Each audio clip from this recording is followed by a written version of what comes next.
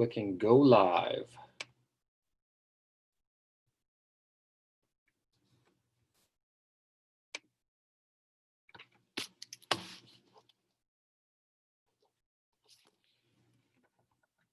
And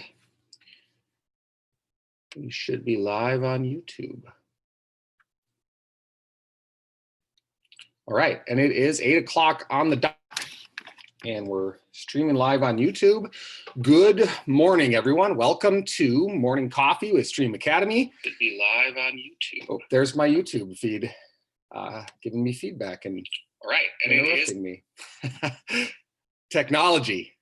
Try that again. Good morning, everyone. Welcome to Morning Coffee with Stream Academy, your favorite weekly morning Zoom, YouTube, podcast type show with your friendly neighborhood principal. I'm Mr. Mokelke, here to serve and meet your needs, answer your questions, and maybe even entertain. I don't know. We'll see how funny I am. Mrs. Beyondich tells me I'm not nearly as funny as I think I am. My co-host and sidekick and key player in the stream scene, the indispensable and undisputable best AA in all of Anchorage School District, Mrs. Beyondich is here with me. Say good morning, Miss Beyondich. Good morning, Ms. Beyondich. Mrs. Beyondich will be doing the comedic humor this morning instead of I'm here all year. It is Wednesday, I believe the 12th of August. It's hard to believe that came up on us really soon. And I have shared a couple things on my Twitter feed and just talking to people that we are hitting information overload, I believe. Parents, staff, students, probably, maybe not them yet. But definitely everyone dealing with public education right now is hitting information overload. It feels like a lot of information is coming out really fast, and things are changing rapidly. Of course, that's been sort of the theme, one of the themes of the pandemic era. So I sent out a very long parent update, and I try not to make those so long, and I apologize. I sent out a really lengthy one yesterday for folks to wade through. And normally when I write these, I go back and I take out as much wordiness as I can. I try to find places where I'm redundant, where I just, I said something with too many words and I can say it with less. And this one still ended up being long because there's so much information to get out there and share. So one of my hopes today is that we can repeat some of that information, that we can take questions from parents. A big part of Morning Coffee so far, since we've started back up in July, has been taking parents' questions. We do have Miss Kotelman with us today. If you want to say good morning or wave, Miss Kotelman. She's here somewhere. And Miss Kotelman is one of our teacher leaders that takes on different aspects of planning and preparation and work at Stream. And she has been working on planning our induction week, planning Stream's version of how we'll kick off and start the school year. And so I believe she's planning to give us a brief update on what that induction week might look like and possibly take questions. And we also have Emily Smith on, another one of our awesome teachers. And Emily has taken a teacher leader role. Emily's waving, if you can see her. I don't know if you can see her. She's also taken on a teacher leadership role this summer. I asked her to be our Canvas guru. So we've adopted Canvas as the main online learning platform that we'll use. And we're stepping away from Google Classroom, not the rest of the Google Suite, but Google Classroom, and using Canvas. And so Mrs. Smith can give us an update on Canvas too, if we can get that in. But I jumped so far ahead, I have not yet done the important work of reading our mission statement, which we like to start every meeting with. Anchorage Stream Academy empowers students to be involved learners, critical thinkers, and engaged citizens who are inspired by the natural world. So I think the best way to start this morning, because we have some teachers on with us, is to give them a chance to share a little bit with you. If you're ready, Miss Kotelman, I will turn it over to you and just let you tell folks a little bit about what our induction plan looks like. Hi, everyone. This is definitely going to be brief, like he said. So what we had last year was Welcome Week, and we wanted something similar to that. We wanted something that gets kids set up for success at school by making sure that they know their schedules, they know how to stay organized, and they just kind of know how to be good in school. And then also it served another purpose to really make them feel like they're a part of the community and to build a culture of respect and rapport and to create connections. So induction week kind of serves those similar purposes. I have 3 words that represent induction week. It's connection, engagement, and routine.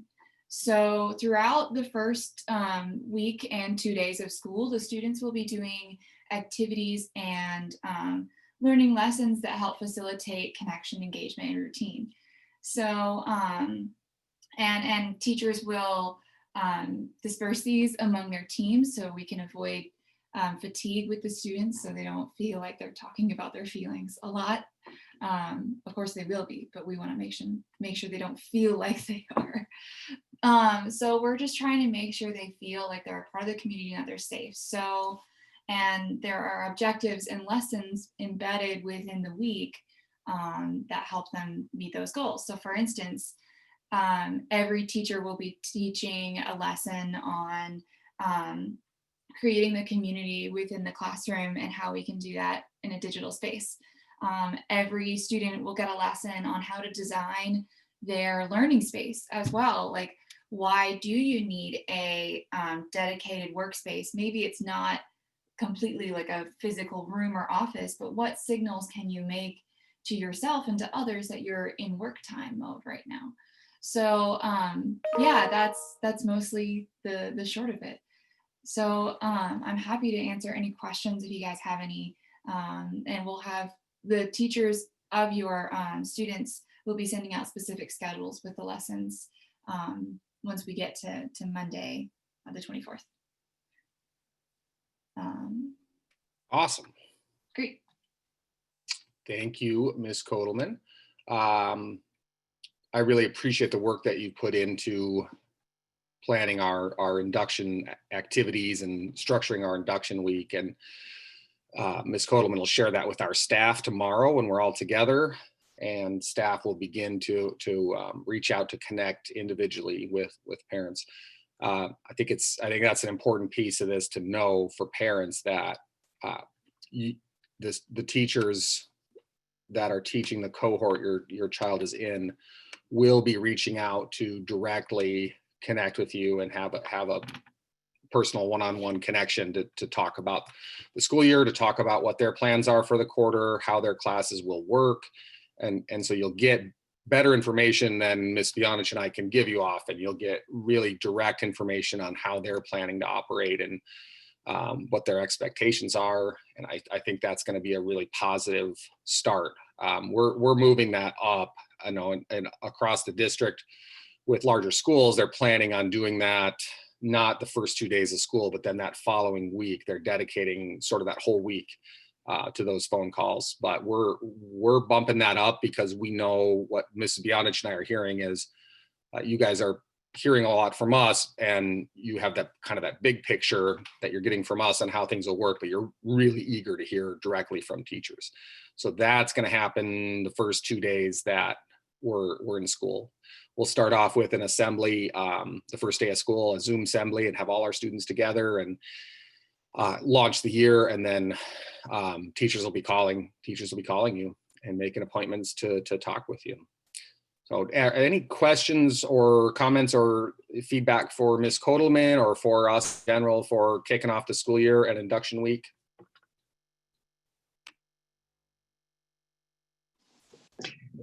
This is Katie just jumping in. So will the induction week schedule roughly follow what was laid out in the update yesterday of every class? Those 3 classes will meet 4 days a week for that minimum 30 minutes of synchronous time? Yes, so we're going to be using that schedule and teaching that schedule with induction week activities. So students will have some asynchronous activities that they do in their Canvas platform, and then they will meet for synchronous lessons and connections in that same format. Yeah. Does that answer your question, Katie? Great.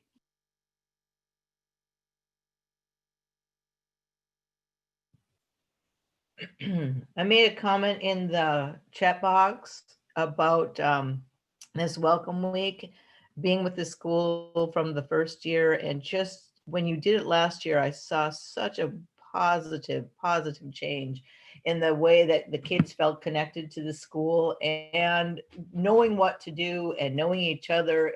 So I'm thrilled that you're doing this on again. I was kind of wondering if you were going to be able to pull it off, but I'm so glad that this is a priority. It made a big difference in the school.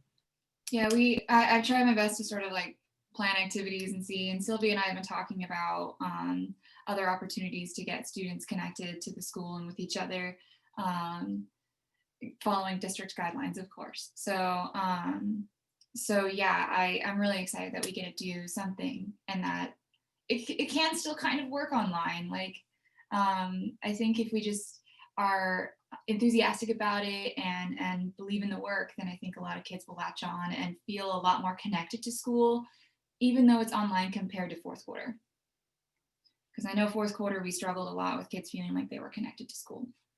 Yeah, I loved when Miss Kotelman shared with me the three words, the sort of the theme for this. I immediately told her, you know, I think we're going to adopt that, and I'm going to start using that a lot. And the way she's framing this is connection, engagement, routine. And I love that, because that really gets at what we're looking for, to build connections with kids, to build strong connections between our students within our cohort and our school, and then to build those strong teacher to student connections. We're going to focus on building those connections and those relationships first, because everything's about relationships. Everything comes down to relationships. And, you know, we believe that kids don't learn if they don't, you know, have relationships with their teachers. And then the second one, engagement. We've always been about engagement. Our data, our school climate connectedness data, has always shown that we rank really high in terms of student engagement. What we do gets kids engaged and keeps kids engaged. And we don't want to lose that. Ms. Kotelman's right. That was hard to maintain in the spring. But remember, we've had like 5 months from that experience to now, to learn how to do this well, to learn how to do this the best we possibly can. And I believe in our teachers. We have incredible teachers. We're going to get kids engaged and keep kids engaged. And then the routine, we talk a lot amongst our staff about structure. And I use the phrase flexibility on the other side of structure. We want to have a lot of flexibility for students and for staff, and a lot of autonomy, but that has to come after some really clear basic structures that we all follow.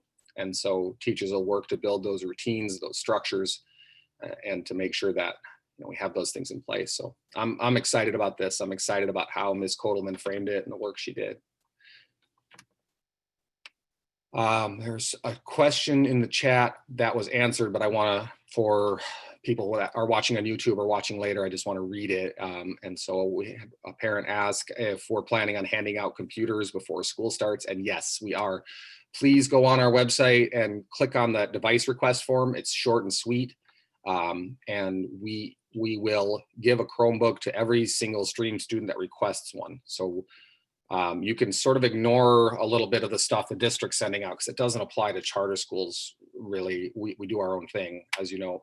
And one of the ways we do our own thing is we have budgeted, since we opened the school, to make sure we had one-to-one. We had a Chromebook for every student, and so we still do. And so we literally could hand every one of our students a Chromebook if every single one of you asked for a Chromebook for your child. So we got you covered. They send some things out about need and, you know, other, you know, prioritization that they have to do, because the district as a whole doesn't have a Chromebook for every child. Ignore that. If you need a Chromebook, if you have a device in your home, what we found last spring is that parents initially, we had a sector of parents initially said, no, I don't need a device. We have one at home. And then at some point after we you know, got into online learning, they called us back, or they emailed and said, actually, we have one device and 2 adults and 2 kids, or we have 3 kids in one device and this is not working. And then we said, here you go. And we gave them a Chromebook. So just because you have a device or a couple devices doesn't necessarily mean you don't need one of our Chromebooks. We'll still give you one. iPads, I love iPads. They're cool. They're really useful for a lot of things. They're not, we found that they had some limitations in terms of like some of the platforms we were using. So you can try with an iPad, but if it's not working, do a form and we'll get you a Chromebook. So we will be checking those out. Miss Atkins, who's our teacher aide, is gonna work on end of this week, first couple days next week to start to help us check those out. Mr. Watts, go ahead. Oh, yeah. So, Mr. McKelkey, you mentioned the iPad piece. So, just in case folks hadn't heard this before, Canvas will not perform correctly on an iPad, and it absolutely will not perform on an Android device or your phone. So, I just wanted to share that with folks. So thanks. That's a good caveat. I know that. I knew there were some pieces that didn't work, but if Canvas doesn't work on it, then you definitely don't want to try to use an iPad because that's our primary platform. Miss Bisson had her hand up, and I will be a good teacher and call on her.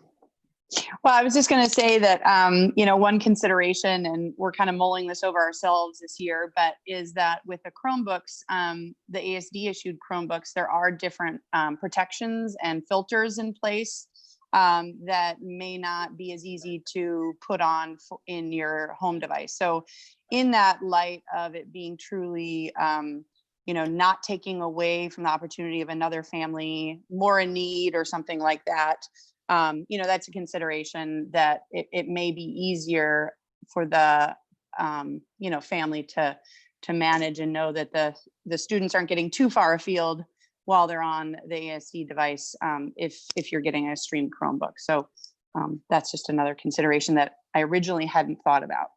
Yeah, that's a great one. Yep, you've got the ASD filtering system and protections that are on there, and it'll limit certain things. So all good reasons to, if you're comfortable with your device at home, that's totally okay. But those are all good reasons to consider putting in an application and getting a Chromebook from us. And it worked really well. It worked really well last spring for us. So we're getting this conversation, and it feels like it's naturally starting to shift to some more Canvas type questions, Mrs. Smith. So like I said at the beginning, we tasked Ms. Smith earlier this summer to dive into Canvas for us and become our Canvas lead so that she could teach us and she could help and support parents and kind of get us moved into using that platform. So Mrs. Smith, I don't know if, I hope it's okay to put you on the spot. Do you want to talk a little bit, just give us a little update on Canvas? And we had a question, how do you set up a Canvas account? Just tell us what that'll look like for parents and students, what the benefits are, kind of how that'll work. Yes. Okay. Sorry, I was driving, getting the kids used to an earlier drop-off time. Yes. So I wrote in the comment in a chat about Canvas working with iPads. The latest information from the Canvas LMS company, it's called InStructure, InStructure. So if you're searching for information, it's Canvas LMS, as in Learning Management System, InStructure. And the latest information says they have some sort of bug fix that makes iPad work better with the Canvas app. But I default always to parent experience.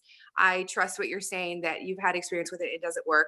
Just note, there is an app, an actual Canvas app that you would download to your device, your phone or your iPad, and you would use Canvas within that app, not going to a website. In regards to getting a parent account, tutorials, Canvas account, please, and any tutorials is what is being asked in the chat.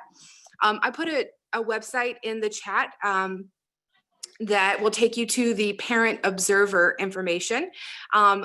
when we use Google Classroom, you were, as a parent, not able to sign up directly and get a parent account directly and view everything directly. You were signing up for parent summaries, which gave you various levels of information, but not like logging onto something and seeing it.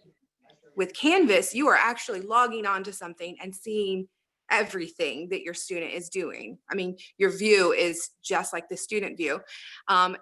So you go to the ASD website, and I put the breadcrumb link in the chat, but for those of you who are watching later or YouTube, ASD website, families, and then you click on Parent Observer.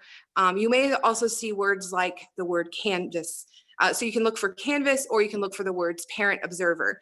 And it will instruct you to ask your student to log on to their Canvas account, and they click on a button that says generate pairing code. And once you have that pairing code, then you can log on to the Canvas app and link and see everything your student's doing.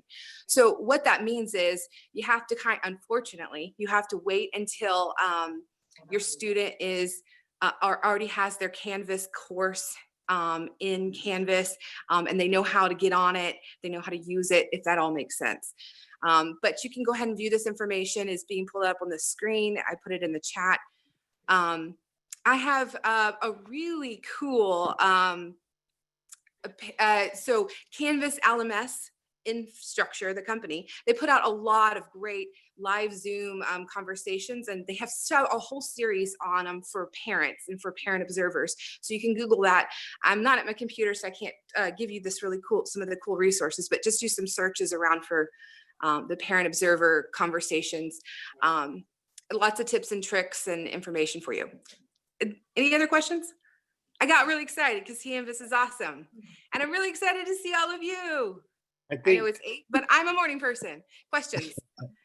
Thank you, Mrs. Smith. I think probably we can, there are questions, so we'll call on them. I think we can probably put some links to some of these resources and stuff. If you want to send them to Ms. Bionich, we can put them on the stream webpage also. I'm gonna stop sharing. We had a hand up. Renee has her hand up. Hey, good morning, everyone. Thanks. Xavier was also concerned about learning Canvas because he's now used to Google. So I was suggesting to him to look at YouTube, and I forgot that TikTok is the new way to go. But are there other ways to learn about Canvas for the kids so they're more comfortable? I will not officially endorse TikTok as a resource to go to, but Thank you. I appreciate that. YouTube, and I just put it in the chat, search Canvas LMS for students. Lots of information out there. In terms of our induction week and our initial contact with students, how are we introducing students to Canvas? And this could be a question for both Mrs. Smith and Ms. Kotelman, possibly. How are we getting students on Canvas, introducing them to the platform, and onboarding them? That'll be covered in the at-home calls, and we'll discuss that individually with parents. Making sure that they, like on the phone, can check in with them, like, hey, have you found your account? Have you had a chance to log in? And then providing a little bit of tech support with that is on the list for the home call checklist for the first days of school. Awesome, thank you. Any other questions out there about Canvas or any of the things we've talked about so far today? I failed to mention at the beginning of morning coffee, we also have our counselor, Ms. Bonnertz, on with us today. And so if you have counselor type questions or you need support, she's a great resource for you as well. Were there any questions from the long parent update? Oh, I'm sorry. We do have someone with their hand up, so I'll let me pause. Ashley, go ahead. I was just wondering if you have a 6th grader that doesn't have a Canvas account, how does that work? Like, do we create it, or is this, because I remember last year we had to get stuff from the teacher to log on from the ASD? It is automatically created. It generates a Canvas account when they are registered with our school. So Okay. it will be just a magic thing that's in there, and we'll show them how to get to it. Okay, thank you so much. Mommy, can I go get breakfast? Awesome, thank you. So if I miss your hand being up, I'm trying to monitor the best I can, but if I miss a hand raised, you can turn your mic on and hop in. That's okay. Or put something in the chat, and we'll see that and make sure that we call on people. All of our students are scheduled. Miss Bonards did a great job. We put our master schedule into queue, and then she went in and took the cohorts we had broken down and got them all. So schedules are complete. Students have their 2 core classes that are paired with their enrichment project-based class, either math and science or language arts and social studies. Part of what we'll do for the induction and like our first week is we'll work with you to get you on a new program called iReady that I've been learning about and I'm excited about. And so iReady it'll be a short assessment for reading and for math. So 2 short assessments to see where students are at. And teachers will guide you through this. And so we'll get a good idea of where you are, with the breaks we've had in learning and all the things that have happened, where you are in those 2 essential skills in education, reading and math.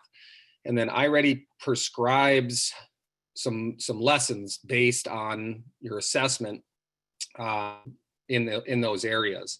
So outside of or in addition to what you're doing in your regular core classes, students will have approximately 45 minutes a week of lessons to do on iReady that'll help them build their skills in reading and math. That'll help them fill any gaps that they might have accrued, or just to get those skills built up. And so that's something I'm excited about to kind of think about that's coming out, is that assessment that'll really kind of give us an idea where they are and help us to build those skills up. Mr. Watts, go ahead. So I may have missed when you said they're going to do that assessment. We'll start working on that the first full week of school. So next week we'll start working on that. Our teachers will do iReady training either Friday, Monday, or Tuesday. Teachers are doing trainings and professional development those 3 days to get ready for the start of school. So they'll get the iReady training, and then we'll work on getting students to take that assessment. So an idea I want to introduce is that regardless of our content classes and our cohorts, we do want students, we want to keep a touchstone on those two areas. We don't want students to lose track of math and reading. So those things should always be happening. And we have some ways that will keep students going regardless of what cohort and classes you're in, just with keeping up with reading and math, because those are those basic essential skills. So iReady will be one of those. For our 7th and 8th grade students especially, we'll continue to use ALEX. ALEX is a really good online math curriculum that we've used since we opened the school. You can do an entire class, math class on ALEX. We've had students do algebra, geometry, algebra 2, and it's comparable. It matches up with what, rigor-wise with what the district does. It's Common Core aligned. And a really robust program. So we'll get the 7th and 8th grade students rolling on ALEX accounts and ALEX classes. So even if you're in the language arts social studies cohort, you'll still have your ALEX math class. So at home, parents, you can still have as much as you want. You can still have them working on math and kind of keep moving on their math skills. And remember that Wednesday is designated as an e-learning day. There won't be any synchronous live classes on Wednesdays. You'll have your core classes on Monday, Tuesday, Thursday, Friday. But Wednesday is a day for our teachers to plan and to meet with parents, meet with students, to work with small groups, to do the meetings that are necessary for all the different things we do, professional development, to keep up with their learning with all of these new platforms. But it's also an e-learning day for students. And so Wednesday is a great day to plan for that 45 minutes a week on iReady to build those reading and math skills. once you get rolling. Wednesday is a great day to plan on getting online and spending 30 minutes working on Alex and keeping your math skills going, as well as the assignments and projects that will be there for them to work on in Canvas. All right, that was a lot. Any questions?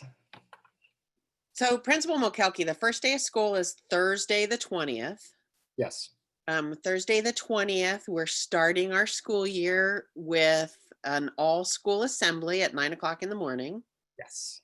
That's the only time that students will log on to anything Thursday and Friday. The only live time that they're on a computer is that assembly, right?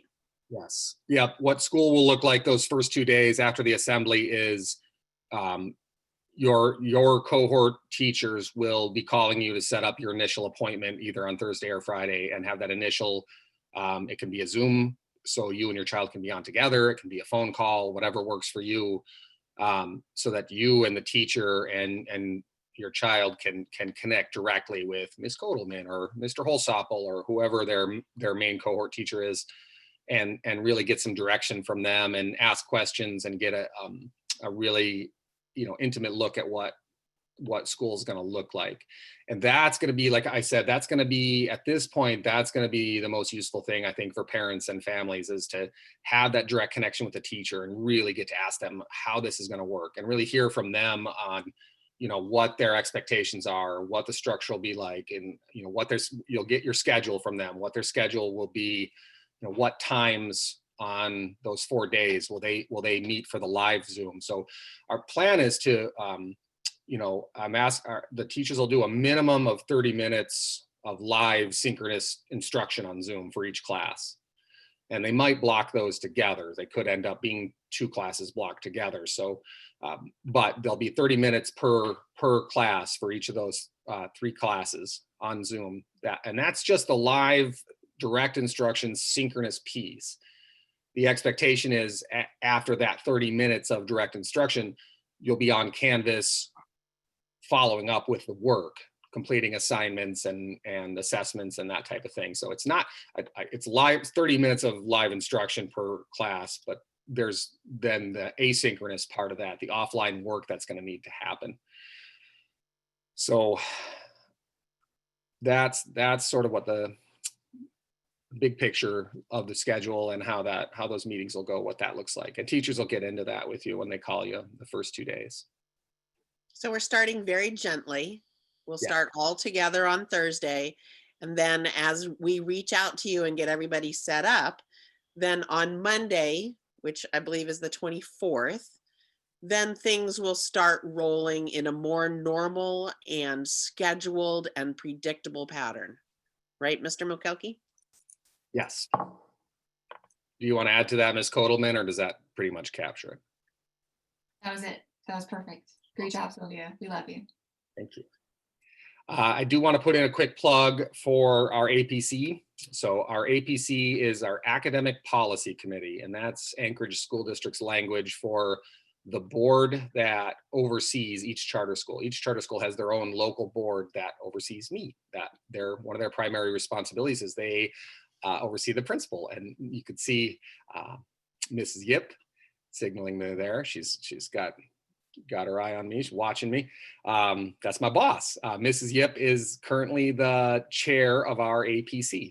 And so Miss Bionich is on the APC. Do we have any other APC members here today, Miss Bionich? So Put me on the spot. Sorry, I wasn't looking. I don't think so. So our APC meeting, our APC meetings are the second Wednesday of every month, unless there's some reason not to meet on that Wednesday. There are some calendar things that cause us to do it the Wednesday before or the Wednesday after. Like I think the second Wednesday in March usually falls on spring break. But for the most part, you can count on the APC meetings being the second Wednesday of each month. And that happens to be this Wednesday. Our APC meets tonight and they meet at 5:30.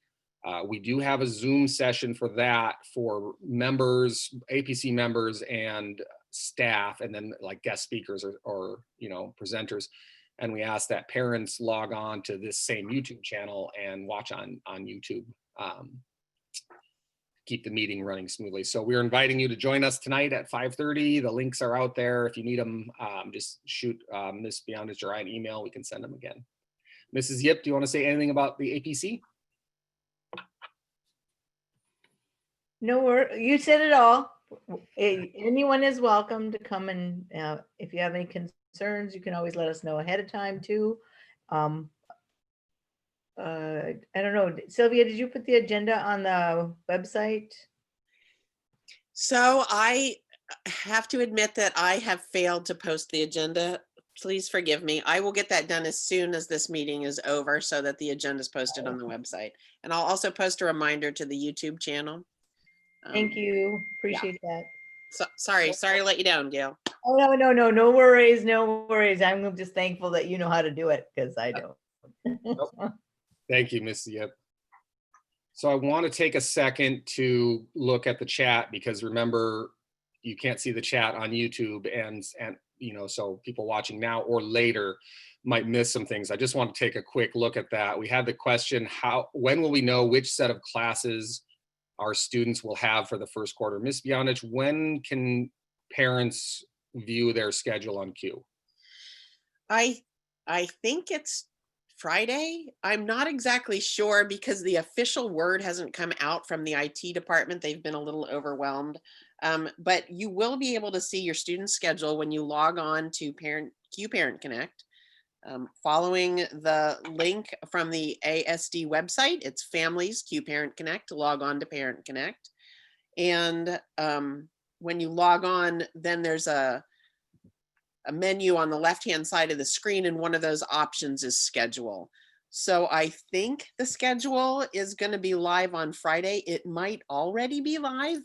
If one of the parents that's on wants to log on and check and see if they can see it and let us know, that would be nice. I'm not a parent. Mr. McKelkey's not a parent in the district. So if you guys can look and see, that would be great. If you have this burning desire and you have to know what the schedule is right this second, well, not right this second, after this meeting, then you can always email me and I'll get you a copy. All of our new upperclassmen, the 7th and 8th graders, have all received a personalized welcome email that had their schedule attached, except for once when I forgot to attach it, but they let me know. So now I'm working on our 6th graders, but you're not the 6th graders. There's a lot of you guys, and you might not all get a personalized email. So I would try looking at Q Parent Connect first. Students, if they know how to log on to Student Connect, should also be able to see that information. And one of the best things you can do for your kiddo is help them memorize their student ID number. They will be using that now for the rest of their education in the Anchorage School District.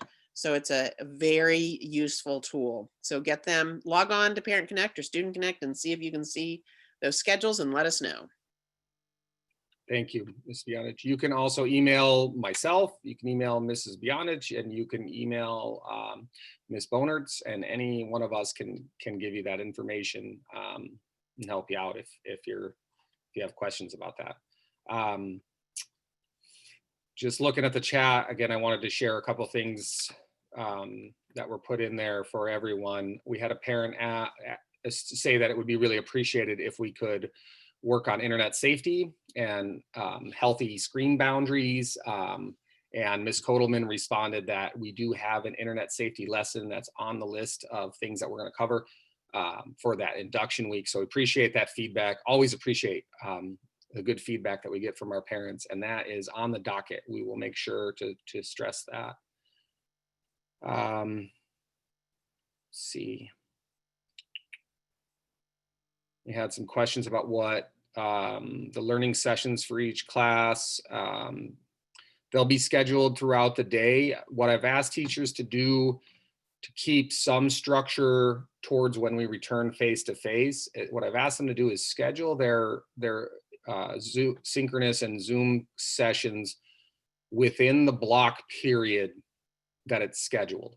So what that means is if Ms. Kotelman's first language arts class is with 6th grade, is during the first block. So the first 90 minutes, if that's when it's going to be in our regular schedule and we'll return face to face, that she'll schedule that synchronous Zoom session within that first period and so forth. So it will have some structure that'll follow, which I hope helps when we return face to face, that, you know, students, I had Miss Kotelman for language arts first period, and now I have Miss Kotelman for language arts first period.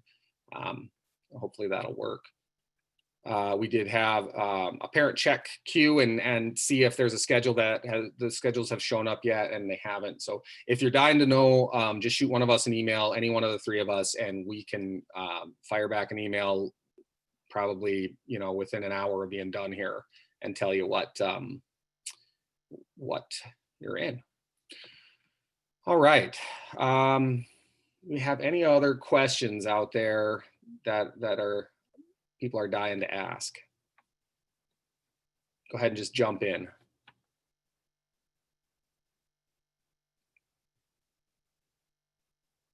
All right. I do want to just thank you, those of you that are here on with us, and then like all of our parents. We've gotten such good feedback from parents over the last 3 or 4 weeks, and on morning coffee, and then on all of our conversations that Ms. Bionich and I are having on email and when you call.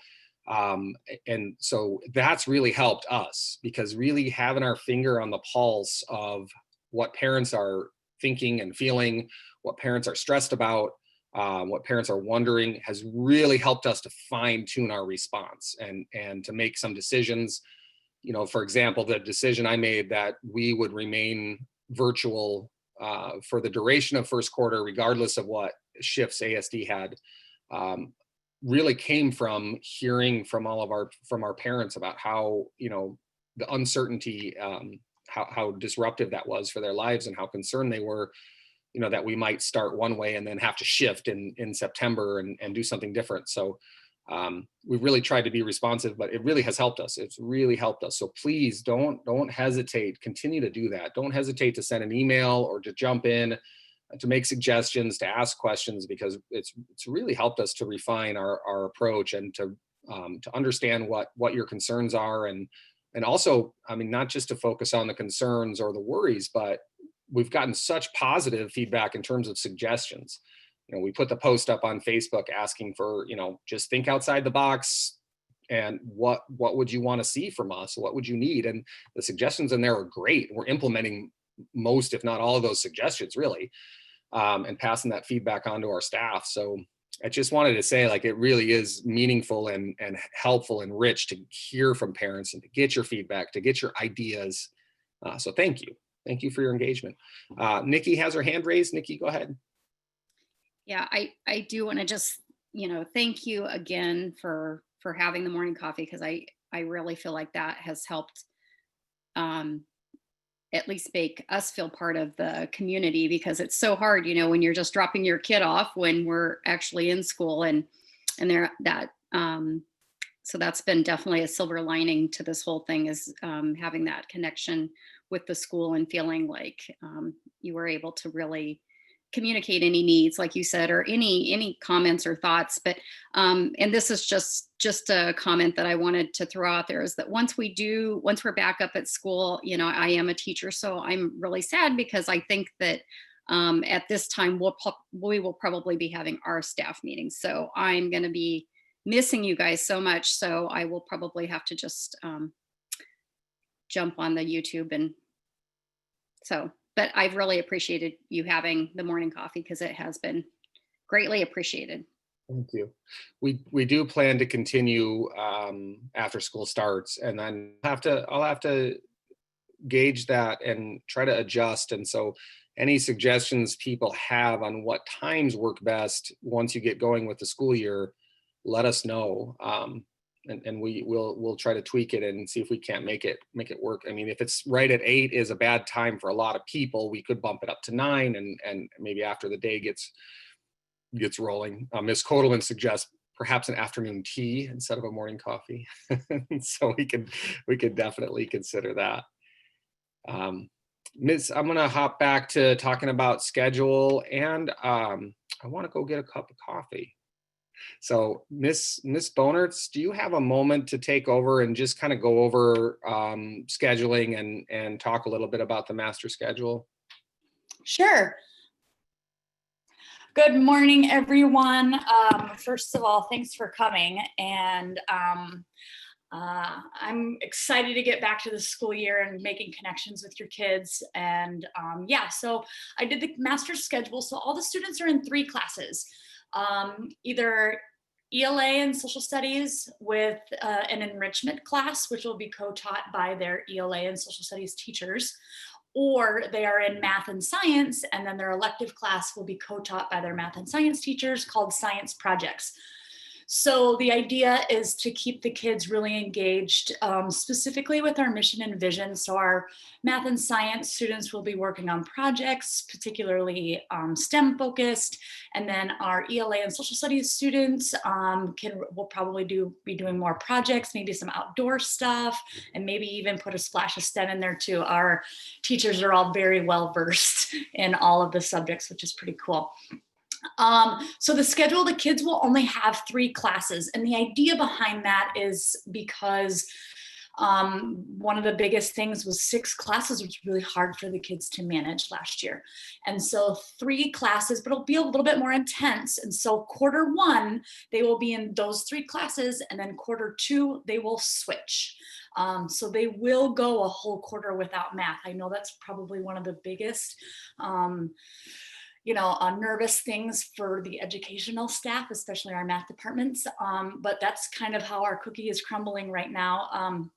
So your students are going to be in 3 classes, and at quarter time we'll switch, and then at semester we'll switch again. So Q1 and Q3 they'll be in the same classes. Q2 and Q4 they'll be in the same classes, whether or not we stay virtual or face-to-face at all. So if we come back face-to-face, same thing, they'll have those 3 classes. So I did schedule them. All of our cohorts are pretty small. Our 8th graders have our biggest cohorts. They're about 20 students per cohort. And then our 7th and 6th graders are about 15, which is great. I'm hoping that'll be a really good number for everybody to make some really good connections. And within the cohorts, all the students will be working together. So that'll be really, really cool. I have a few new students that there's only 3 that I haven't scheduled yet. So I will be getting those done today. And we're just gonna kind of jump in this ship and see how it floats, and then, go from there. But if you guys ever have any questions about scheduling, please let me know. I'm happy to help answer any questions.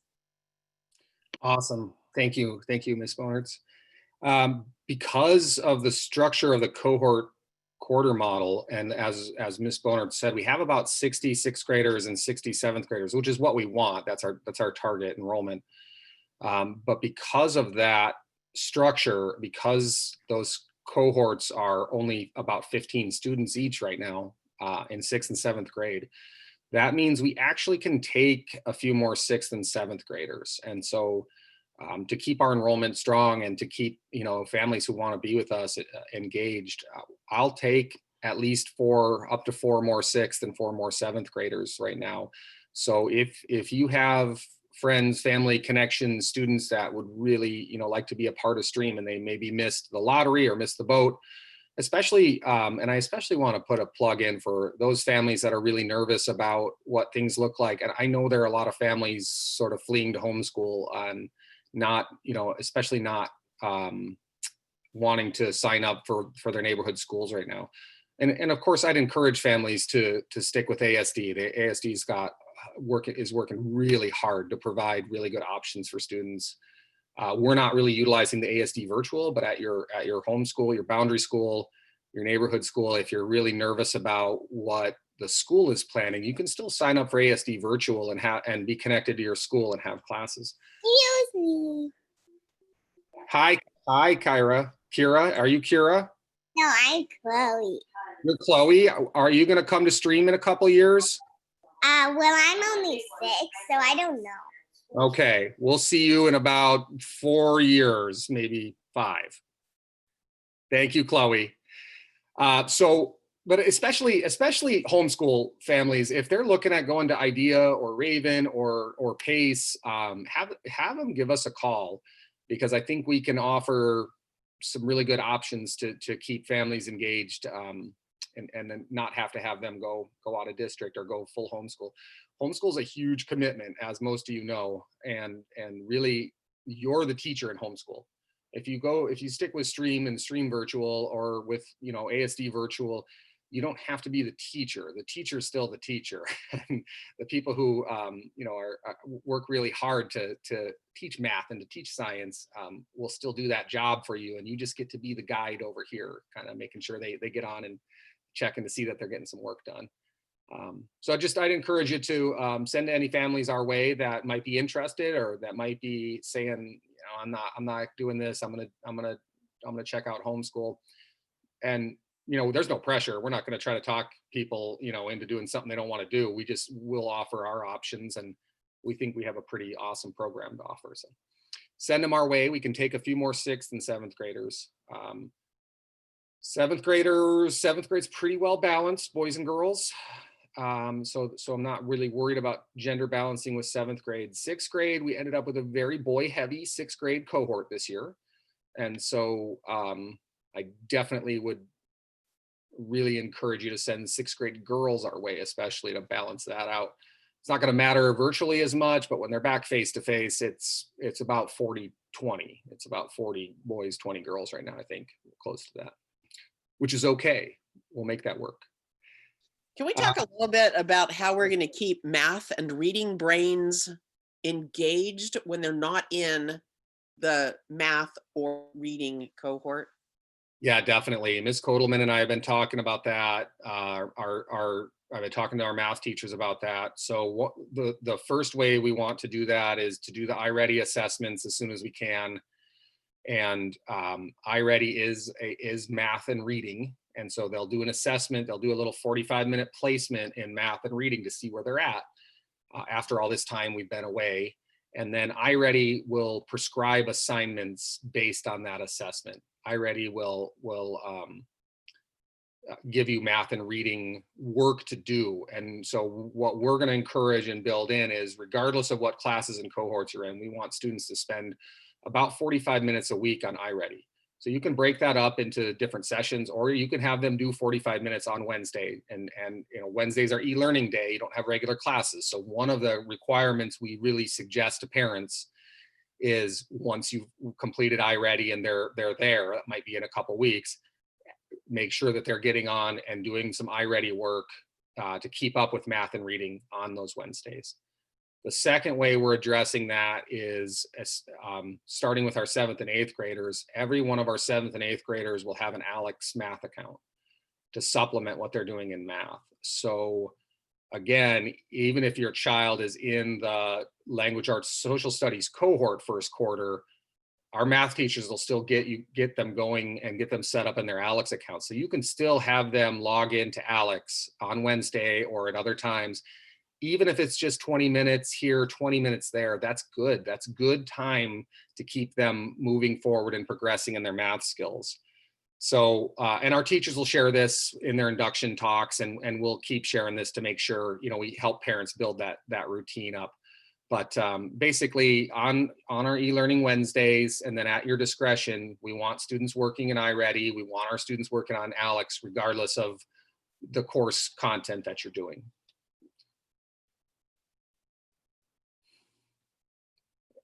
Is that what we're looking for, Ms. Bionich? Okay.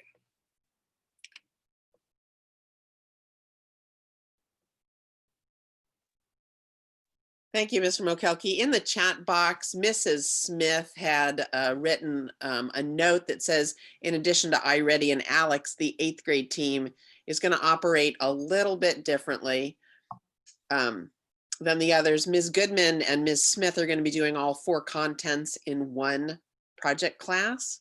So while their transcripts are going to look like they're in the quarter model, their brains are going to be fully engaged through, no matter what they're in all content areas.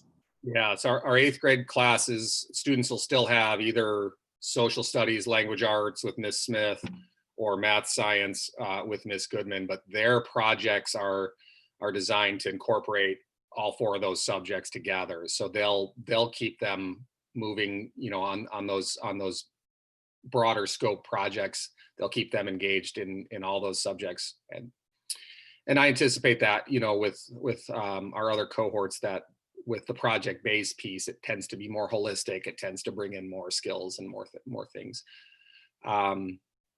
So we'll keep that, you know, I want to keep that as a touchstone. I want to keep us grounded in, regardless of the classes our students are in, the core of education is reading and math, right? The basic core of learning is reading and math, and everything kind of builds from those subjects. So we do want to keep our students grounded in reading and math and keep them moving.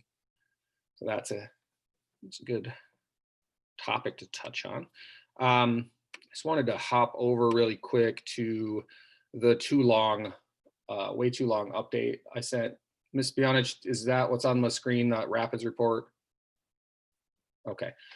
So this is the latest parent update we sent out. So for those of you that are new or might not be familiar, I try to get at least one parent update out a week. I wish I had done them more frequently this week already, because this one was longer than I'd liked, like I said. So the way we send these out is really, I send them out 3 ways or 4 ways. The first way I send them out is on Blackboard, so that they all come to your parent emails.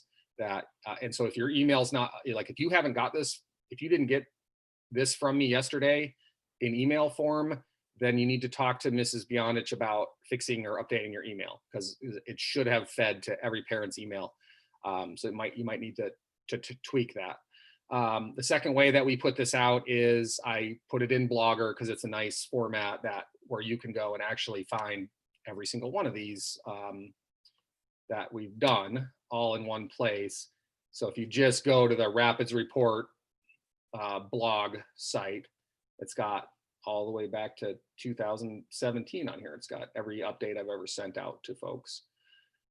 And so I put them in Blogger, and I post that link on our social media as well. So you'll get it on the email, and then a lot of our parents really follow, you know, what we're doing on Facebook. So you see it on Facebook, and then you can always go to our website, and there's a link to it on the website. So you can always just go right to the stream website. I wonder what the last parent update said, and click on it there. So the things we talked about in the update, teachers coming back this week, and how excited we are for building connection, engagement, and routine. Talked about morning coffee today and our APC meeting tonight. And a little blurb in there about induction week. You can read a couple of the details Ms. Kotelman talked about and Ms. Bionich talked about with induction week. There's some information in there on schedules. And you can read on there some of the things that Ms. Bonertz talked about with scheduling and how our schedules will work. I also put each of the cohort teams in here and hot linked the name to their email. So if you're on here, you can find all the email addresses of our staff on our website. Just go to the staff page. But if you're on this post, and you know that you have Mr. Holsopple for 7th grade math or science first quarter, you can click on that and it'll bring up his email.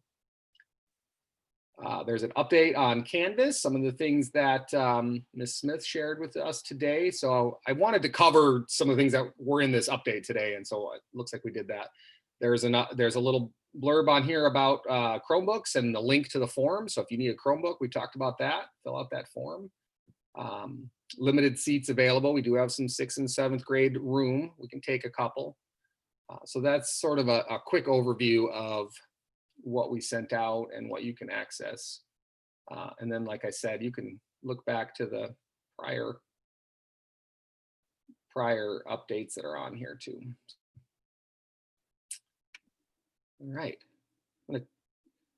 Oh, was there a link to the Zoom for the 9 o'clock all school assembly, or will that be coming? That'll be coming. Okay. Okay. And I'll send that out on email on Blackboard, and we'll post that. I don't like to post the passwords on social media. Right. I did that once last spring. I actually posted them on Facebook several times on our school Facebook page, and it was fine. And then one day I posted the link for the Zoom and the password on the school Twitter feed. And I'm almost positive that's what triggered our massive Zoom bomb. We had a big, like just a whole cohort of people like jumping on to the meeting and Zoom bombing us basically. So we shut that down pretty quick and filtered it back out. And so I won't post the passwords on social media again because lesson learned. So if you don't, a secret is the passwords so far have remained the same. Like the password for morning coffee is the same every week. And if it changes, we'll let you know. But the passwords are always in your email. And then you can also just call or email Mrs. Bionich or I at any time and say, hey, I need the passcode. And usually we can get it to you really quickly. Now, just a quick note about that all school assembly on the first day of school. That's intended, the intended audience are our students. If you want to peer over their shoulders, that's fine. That would be like standing in the back of the assembly room. But the attended audience is definitely our students. So you don't need to plan on zooming in with them, but you can stand behind them if you want to stand in the back of the room. All right, it's 9 o'clock. We'll start to wind down. I'm not in a hurry to hop off. So if people want to stay on after I officially say goodbye and close the YouTube feed, you can. I want to end on this note as a launch today. I understand how nervous and stressed parents are. Mrs. Bionich gets that. Our staff gets that. We get that. We feel that. We know that we are in the most uncertain and tumultuous period of most of our lifetimes. And we know how hard that is for people. We know you're stressed. We know this has been difficult. And I think that our families can really feel it, that where our hearts really are and where we're really focused is we're here for you. We're going to meet your needs. We're going to do everything in our power, everything we can do to make this work and work well for you and your students. So I just wanted to acknowledge, I know people are stressed. I know this is tough. And I know there's a ton of uncertainty that we're grappling with, and we got you, we got this. We're gonna make this a rich, robust, engaging experience for our kids. We've put a ton of effort and time and energy into how to do this really well online. This is not last spring. Last spring was spur of the moment, emergency, pandemic hit, jumping online, everything changed really quickly. And I still say our teachers did a really good job with switching gears and providing education last spring, but this is not last spring. This is 5 months prepared, really, really ready to engage our kids and meet your needs. So I feel that nervousness and that uncertainty and that stress, and we're here for you. We'll do anything we can to help with that. Call me, call Miss Bionich, and really shortly, you'll also be able to call and talk to your teachers. And so I really think that's going to help a lot. I think those of you that are nervous or have a lot of questions have talked to Miss Bionich or I sure hope so, but it feels like you have. And I hope that's helped. But what's really going to help now is you're going to hear from your teachers, the teachers, the two teachers that are actually teaching your children. You're going to hear from them really soon, within a week. And I think that's going to give you that next level of assurance and information and structure that folks are really looking for. We're focused on connection, engagement, and routine. We're going to build that, and we're going to make this work. I do want to put in a plug that if you have needs, we want to know what those are. And if you feel like they're outlandish or not something you would ask for, I still want to know, because what's the worst that can happen? I have to say no. But try us. I said this last time. Try us. Just try us. Miss Bionich is the most resourceful person I know, and we like to make things happen for our families. So the example I gave last time, I'll just give again really quick, is a desk. You might not think to ask us for a desk, right? But try us. If you need a little desk to help set up your workspace, let us put that out there on our social media. Hey, we have a family looking for a desk. Does anyone have one? Let us go, look and see if there's something economical that we can pick up for a couple families that need them. Let us see if we have something kicking around in somebody's garage. Try us. If you have something you really need to make this work, don't be afraid to just say, hey, is there a way you could help with this thing? And let us see what we can do, because we want to meet people's needs. Well, that was my ending thought today. Thank you so much, families. Thank you everyone for being on. Thank you, Ms. Kotelman, Ms. Smith, Ms. Bonerts for jumping in today and sharing all the awesome information you shared. Thank you, Ms. Yip, for being here, our APC chair. And we'll see you tonight at 5:30. And I think with that, I'll officially close the YouTube feed and say goodbye, although we will stay on for anyone that wants to ask questions and stay with us for a minute. All right.